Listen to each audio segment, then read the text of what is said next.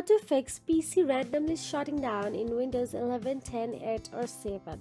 If your PC or laptop is randomly shutting down by itself in Windows, it could be due to overheating, power issues, software conflicts or hardware failures.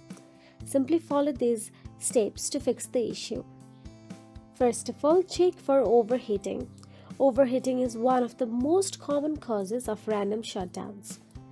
All you have to do is clean the cooling fans and vents using compressed air, monitor the CPU temperature using software like HW Monitor or Core Temperature, apply new thermal paste to the CPU if necessary, and ensure proper airflow and avoid using the laptop on soft surfaces like bed.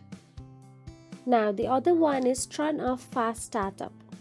Launch the control panel by pressing the window button on your keyboard, typing control panel without quotes, and hitting enter to open up the first search result.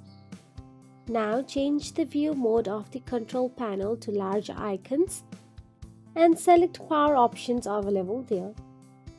Now click on the choose what the power buttons do link option available.